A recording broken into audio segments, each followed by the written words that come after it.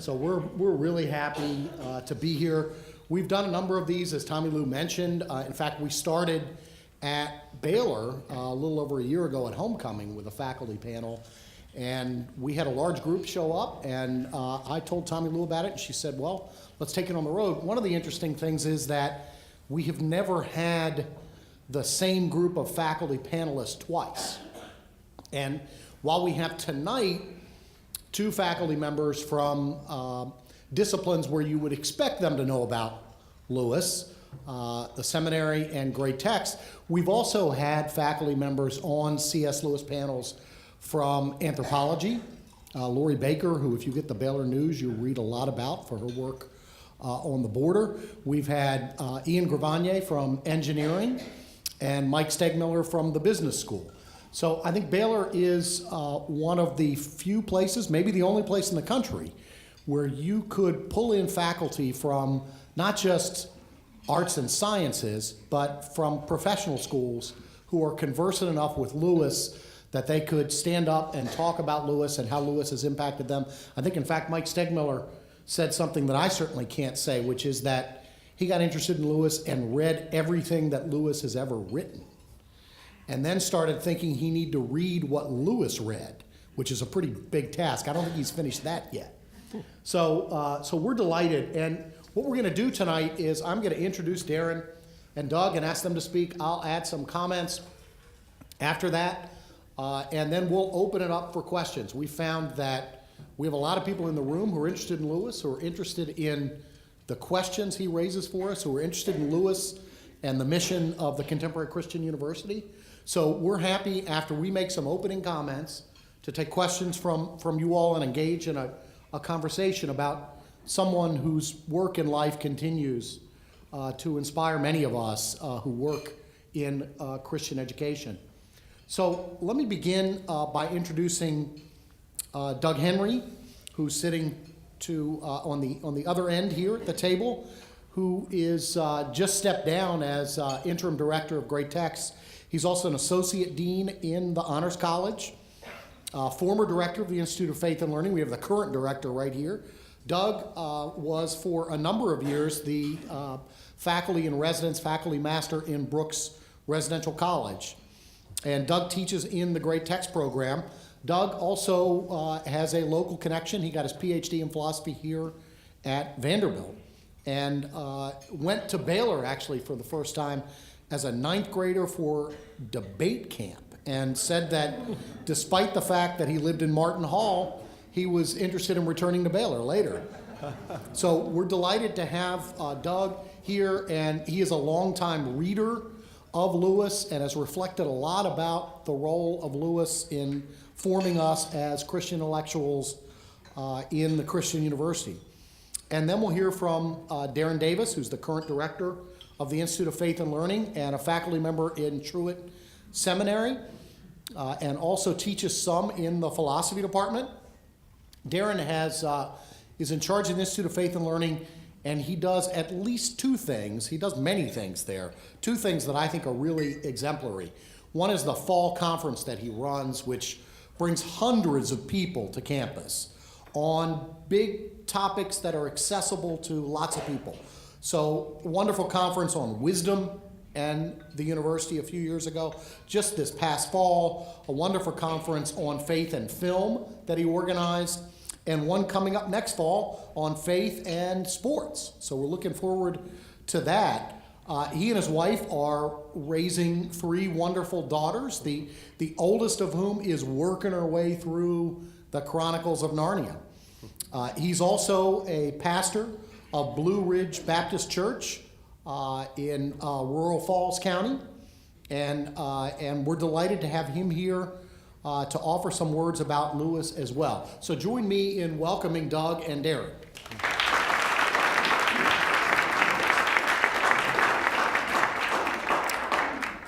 Thank you all very much for being here, and thank you, Tom, for your kind introduction. Like many of you, probably, I trace my first memories of C.S. Lewis's writing to childhood readings of the Narnia Chronicles. They enchanted me, and they caught me up into their drama in a way that plenty of other books didn't. Like the Pevensey children and the talking animals, I wanted to see Aslan, bend my knee before him, fight alongside him, all of those adventurous things.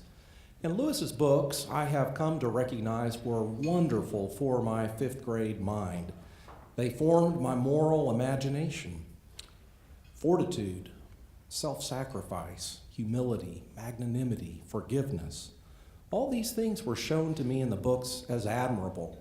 I learned that to do less than these things was shameful and to live according to them was honorable. And I took all this in like the air we breathe, unreflectively. By the time I was 16 or 17, I had temporarily outgrown Narnia, but I hadn't outgrown Lewis. In the summer of 1988, I was getting ready to go off to college, and I had a good friend, another school across the state, who was not a Christian. James styled himself as an Emersonian transcendentalist. And so I took my dad's copy of Mere Christianity off the bookshelf, read it, marked it up, wrote a letter. You had to do that, no email back in those days, and mailed it to James, convinced Lewis would be of help. I pulled the letter out, thinking about this evening, and among other things that James wrote me after he had read the book was that Lewis is a very convincing writer, but he would get killed as a debater. We were debate competitors. He says, Lewis uses too many weak analogies and breaks issues into two choices, a right and a wrong. Well, you know, James and I were both smart kids, but I don't think either of us fully appreciated Lewis then, and plenty of others haven't either, and have often identified this criticism of Lewis. He makes things too simple. The truth is that most of Lewis's books aren't for scholars, they're for ordinary people. He writes for men with grime under their nails and women weighed down with nursing babes, thanks be to God. For plain folk, Lewis dispenses with all the unnecessary subtlety. He distills the truth. He presents refined gold, stripped of the dross and polished of the tarnish with which smart people burden the truth sometimes. For this good turn, Lewis was sometimes spurned within the universities within which he taught. A popularizer, a mere popularizer, he was called by them. And yet what I want to suggest in my remaining 5 minutes is that Lewis understood the university and its ways. One place this is evident is in his satirical novel, That Hideous Strength. I wonder if some of you have read it. It's the third and final book in his space trilogy. And you may not be a science fiction fan, and you may think that's not for me, but these really aren't science fiction books in the conventional ways you might think. This novel, That Hideous Strength, is his closest approximation to an academic novel. It is brilliantly written. Here are 3 things that I have gleaned from this book about a Christian university worthy of the name. So, just a little bit of background. Lewis subtitled this book, A Modern Fairy Tale for Grown-Ups. Right? So if you've read the Narnia Chronicles and you loved them as children, and you want a grown-up modern fairy tale for adults, here you go. So in this book, Lewis presents a very bleak vision, a dystopian vision, that dramatizes the struggles of a man named Mark Studdock, a sociologist in the University of Edgestowe, fictional. Mark and his colleagues have been invited to sell a piece of college property at lucrative prices to a government-funded entity, the National Institute for Coordinated Research, NICE, or NICE for short. And as you might guess, the people there aren't very nice, it turns out. It's not just about the college property, though. Mark and his colleagues have really been invited to come on board with a progressive, omnicompetent bureaucracy that thinks it can manage human life and resources and time and even death for an alleged greater good.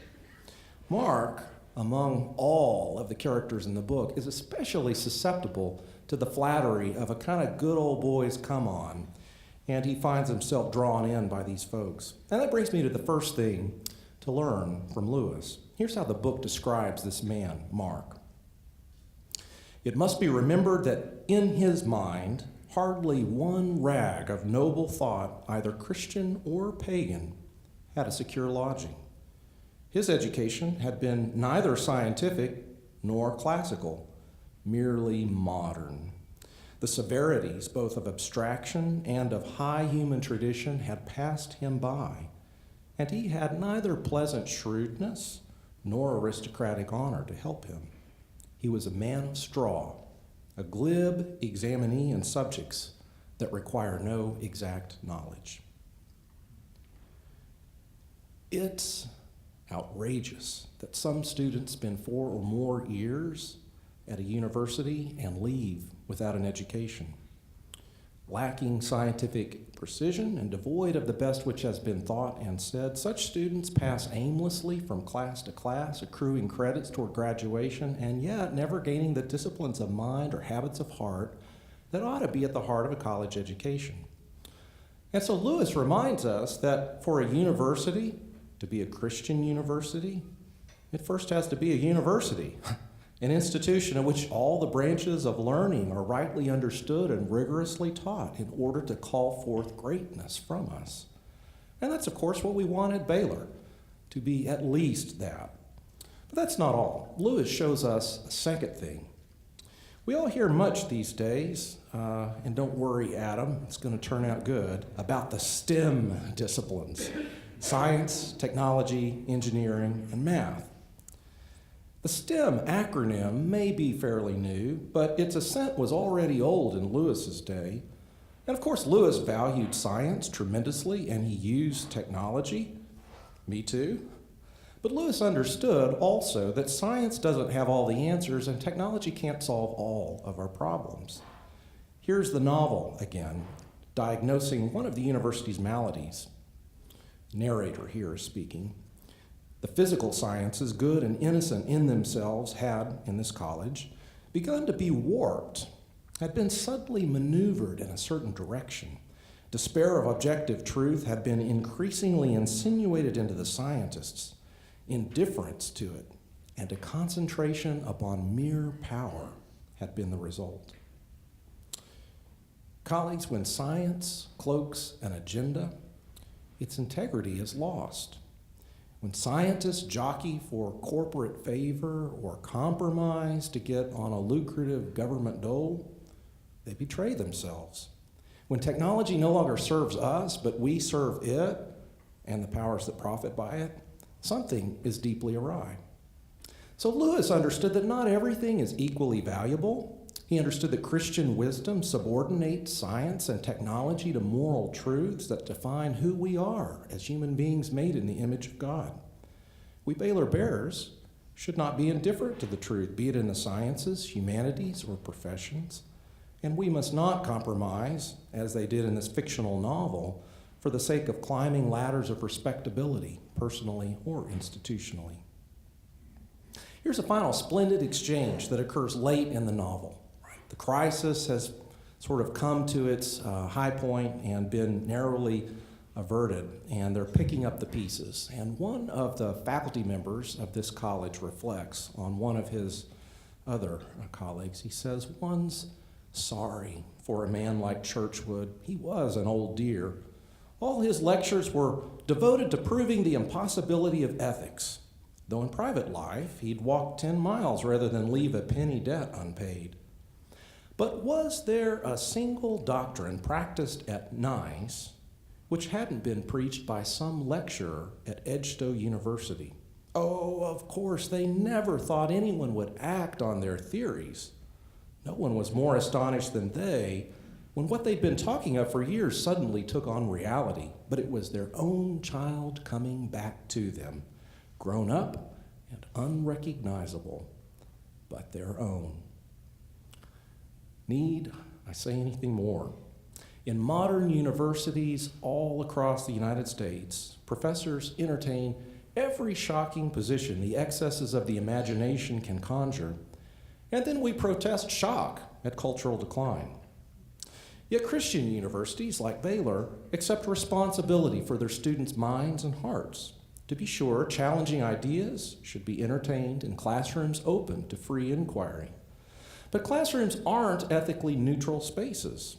When we professors profess, Our students deserve to know what we're most deeply committed to. And as we profess the truth, beauty, and goodness of Christ's gospel in God's world, we at Baylor, unlike in Lewis's novel, can hope that our children come back to us grown up, easily recognizable, and a source of unabated pride.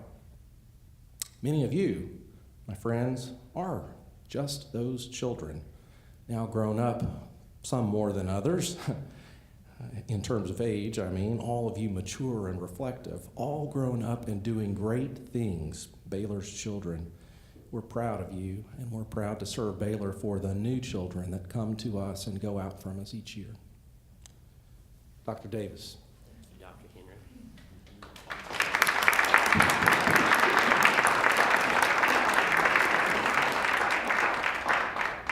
When I think about C.S. Lewis, I think about him mainly now as a father who cares about bookshelves and the books that I put in them for my daughters who are coming to age and reading.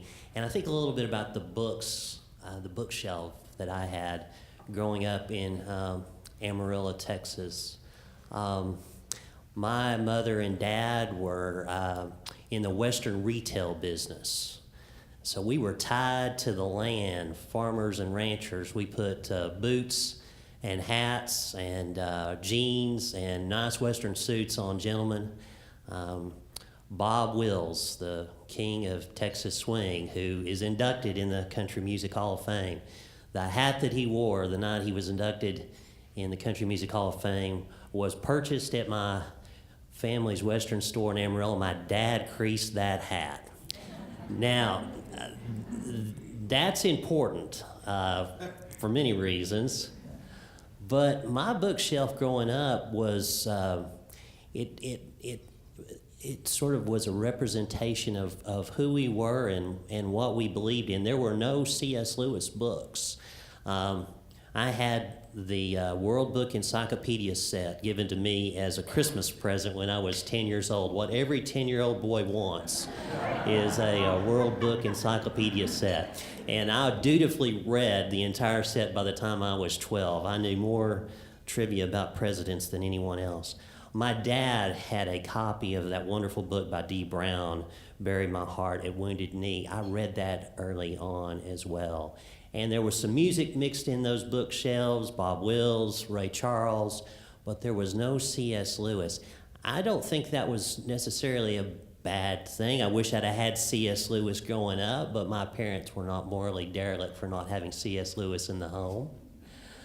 But I was introduced to C.S. Lewis much later, at the age of 25, when I was an adjunct professor of English and philosophy at Amarillo College. I had a colleague who said, "You seem to be a man of faith.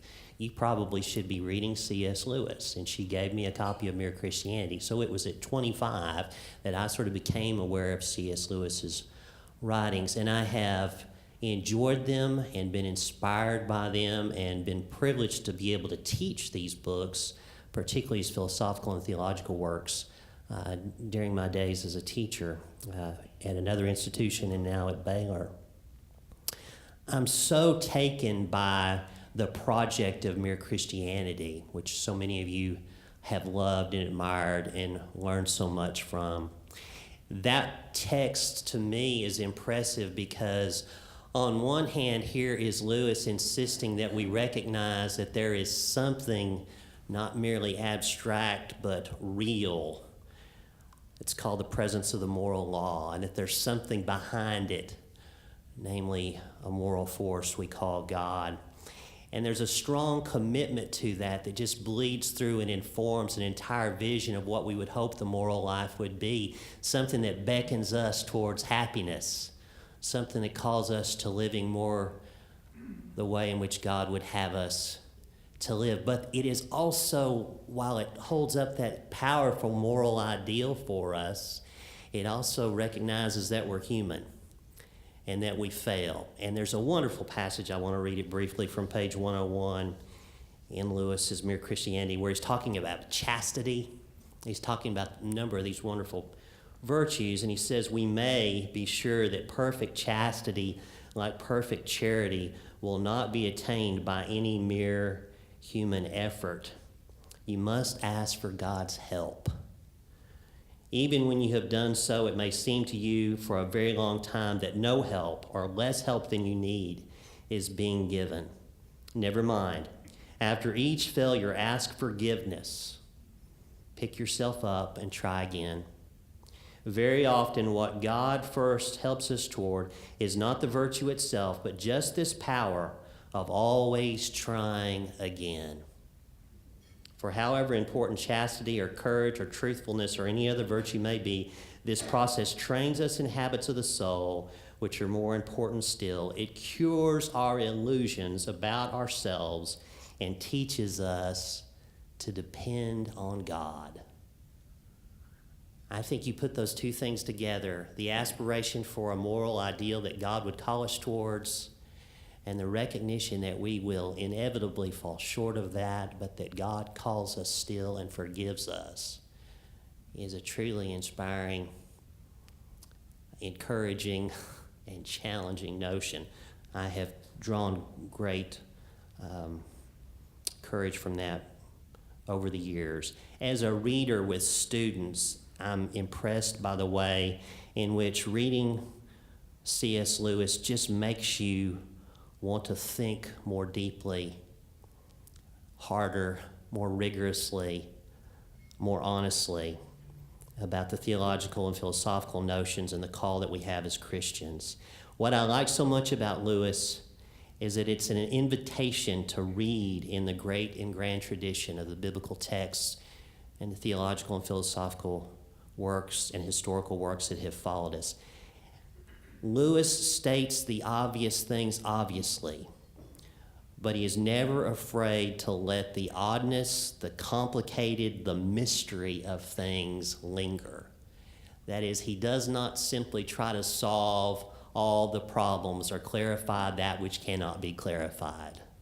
He leaves the mystery to God.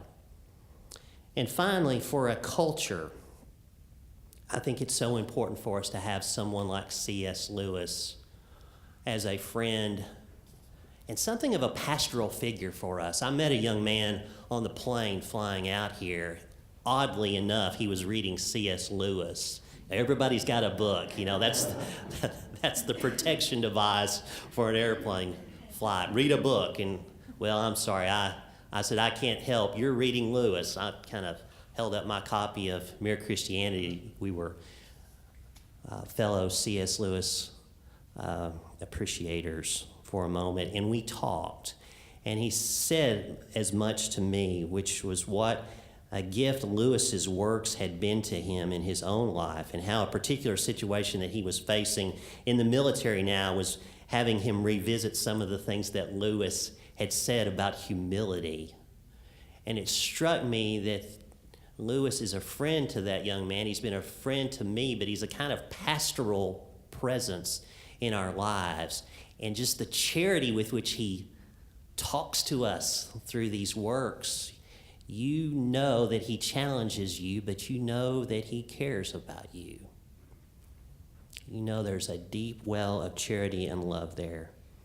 The other thing I think we need in a world of sound bites and spin, and right now, if you went home and turned on all the networks, you'd see lots of that right now. We need to elevate the conversation. We have lost a moral and theological vocabulary. The terms that we used to define who we are and the aspirations we have can been untethered from their sources. We need more people who can help us understand what we really believe, who we really can be. For that, C.S. Lewis is a gift. C.S. Lewis elevates the conversation. We need some conversation elevation in the culture in which we live. So Lewis does that for us. Last thing, Miroslav Volf, a wonderful Croatian theologian who teaches at Yale Divinity, offered recently 4 pieces of advice for young and old theologians, and I take this to be young and old lovers of God and seekers of God's truth and wisdom. And the 4 pieces of advice are these. 1, know the Bible. 2, know Christian classical works. 3, understand the culture in which you live. 4, guard your heart. I think the work of C.S. Lewis is in service of all 4 of those pieces of advice. Thank you.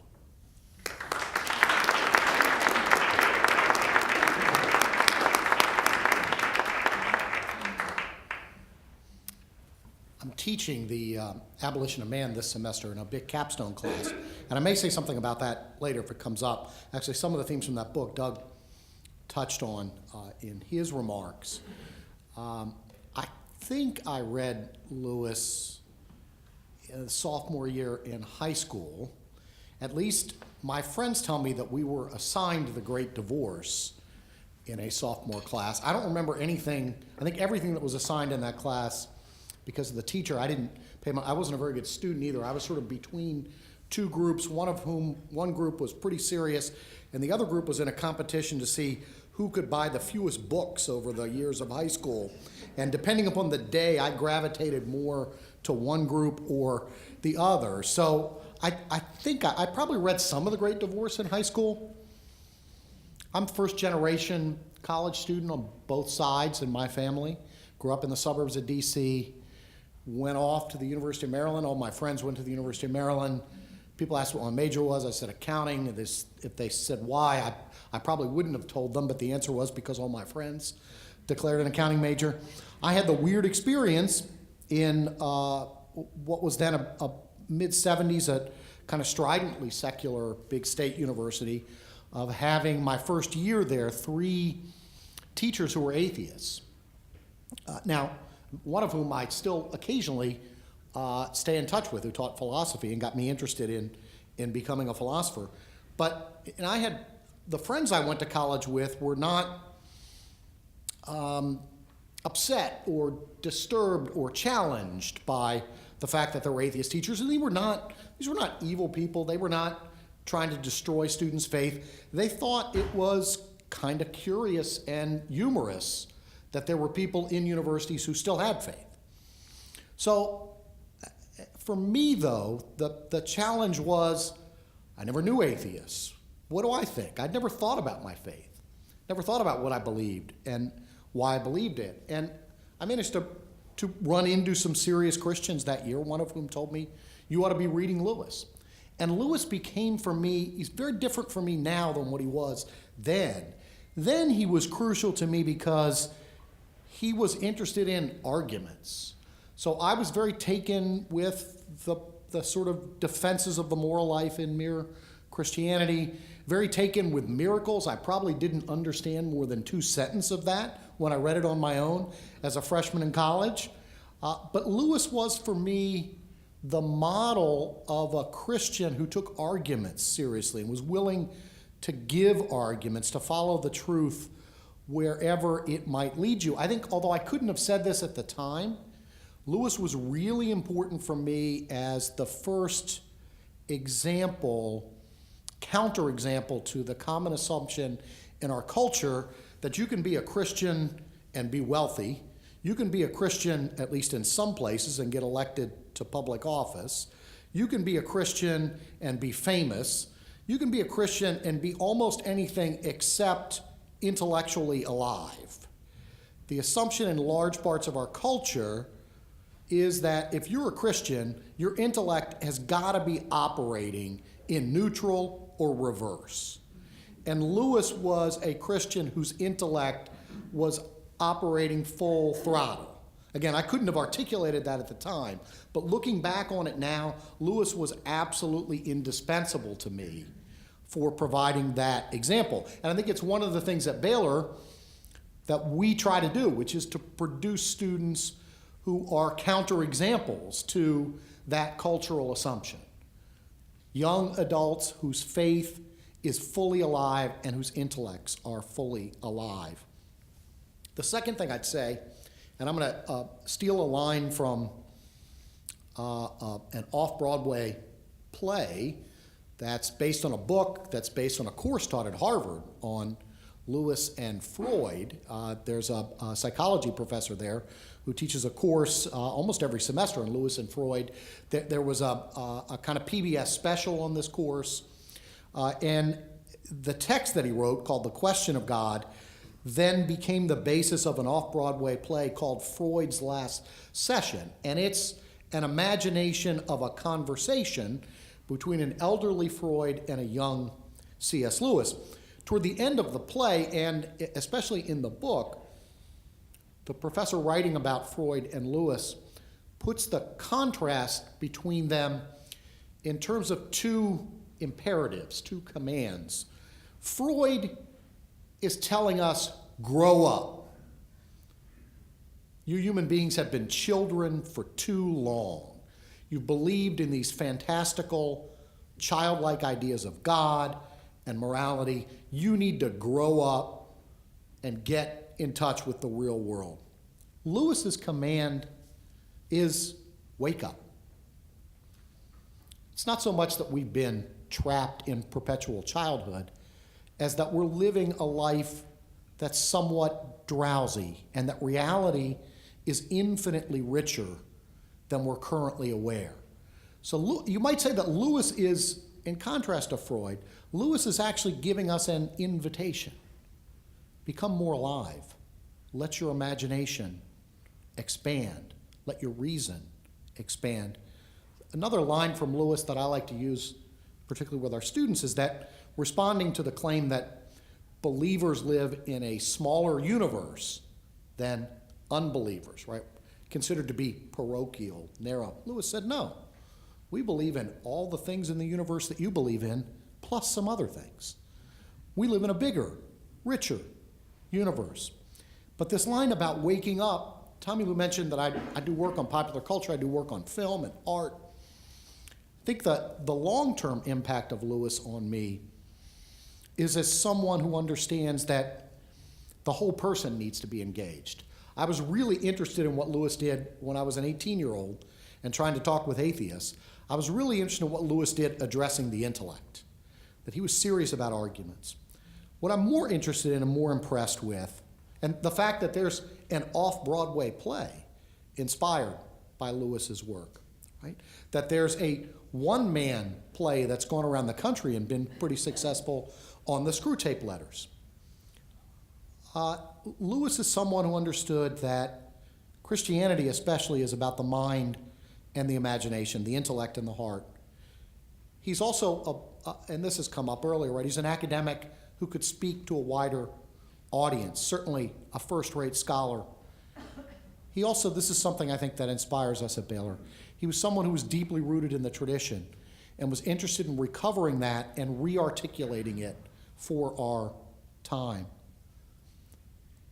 For me, looking at the arts today, I think Lewis is really a terrific model who's someone who understood the necessity of both art and morality, of beauty and goodness, but without fully conflating them. These things are complicated, right? And Lewis understood something that a lot of contemporary Christian filmmakers ought to take more seriously, which is that it's not good enough just to have good intentions, right? That simply to want to make something that's nice and healthy does not mean you're going to make great art.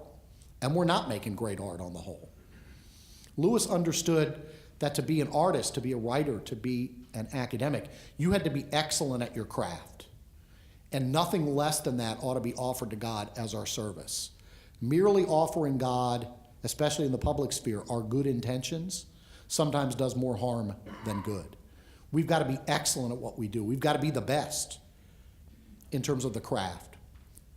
What we're going to bring to that is a larger vision. We're going to bring beauty to it. And if you look at the writers that Lewis read, if you look at what he did himself, this was someone who mastered his craft and was able to present through that mastery deep and lasting beauty. Thank you.